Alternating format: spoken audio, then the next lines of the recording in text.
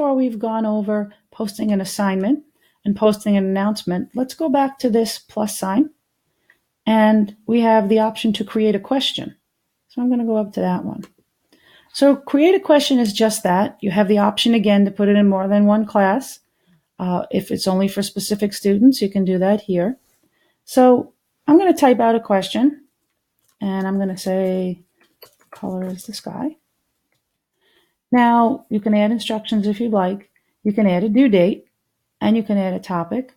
There are two types of questions that you can do. A short answer question, where the students would actually type in their answer, sort of like a fill-in, or you can do multiple choice. So if you do short answer, there are two options within that. So you can have the students reply to each other, or you can have them edit their answer. So depending on if you're grading this or what you want to do with it, you may or may not want them to edit. But if you allow them to reply to each other, there's space on the bottom in a class comment that you can actually have the students have a conversation back and forth. So I'm going to post this immediately so we can see it. And now see this add class comment? When the students answer this, there'll be a stream of all of the students' answers, and they'll be able to see it. So maybe part of this question might be to reply to to one of your students or one of your colleagues' answers, and then they can do that. This is also a class comment that you can add so that everyone would see. So within this question, so when you click on this question now, this is where you'll see the answers to the students that they put there. They'll see the space to type. So for instance, here is a question that was asked. Okay, so students would click on that. And now I see this is from the teacher's view. All the students have answered. See, and here are their answers. You can also have a question be multiple choice. So I will do another question, and I'll ask the same thing.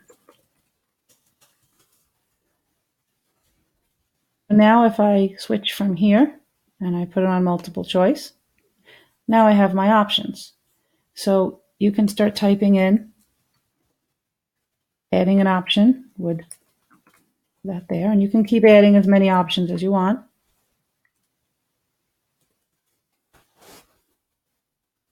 As you see, these X's come up, so if you decide you want to change something or take it out, you can do that here.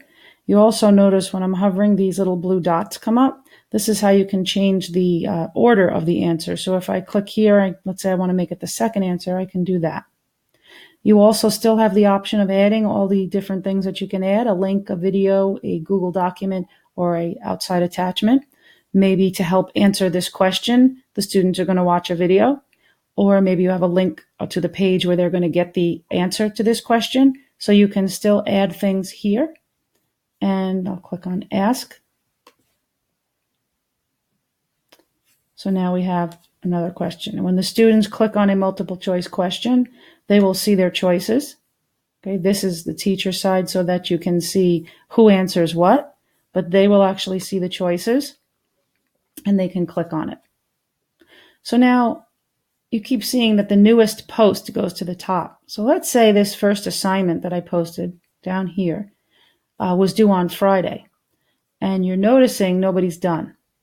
So sometimes with assignments that we post and they're long-term assignments, you may want to kind of almost put this to the top again. You want to put it where the students can view it so they don't forget about it, because it starts to become at the bottom and they may not be looking there.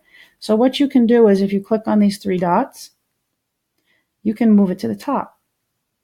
So now this assignment will go back to the top of the screen so that it's visible again, or it's always visible, but so that it can be put up front. You can remind the students, I noticed a lot of you didn't do your chapter 10 questions, so you put this at the top so that they can see it again. Okay, and then there's one more thing that we can do, that we can add here. It's actually reusing a post.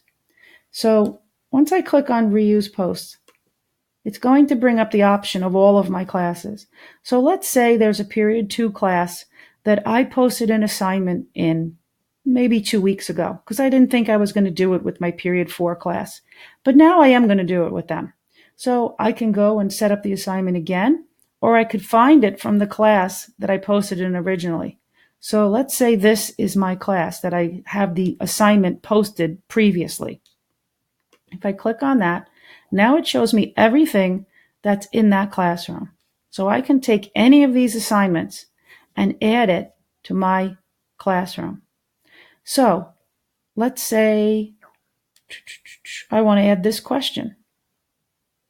Okay, click question, I can click any of them. Reminders, the announcements, I can do assignments, and that's what these symbols are.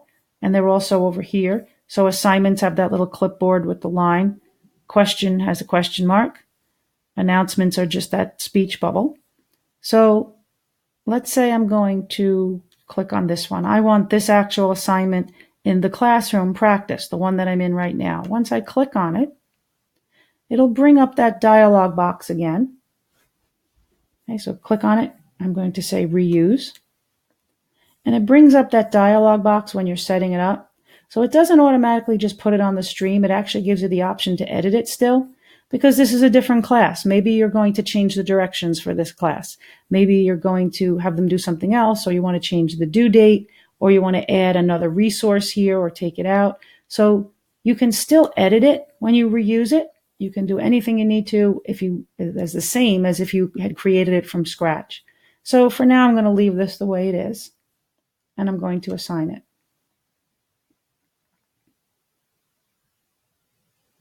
So now you can see that this assignment has quite a few attachments and some directions and all. So instead of having to retype the whole thing again, now here it is in this classroom. If you notice too, where I showed you move to the top, if you click on these three dots here, you have the option to edit. So let's say you did have that option to edit, but you forgot. So you want to go back in and add another video. You can click on edit, and you can always attach another video. I'll click out of that. I'll cancel it. Okay, the other options are to delete it altogether. So maybe when you do put an assignment in multiple classes, you find that the Friday class gets canceled, or there's an assembly and you don't need it. You're not going to use that anymore. You can just delete it and get rid of it. Okay, so those are some options that you can do there. So those are options for the 4 types of things that you can post in Google Classroom.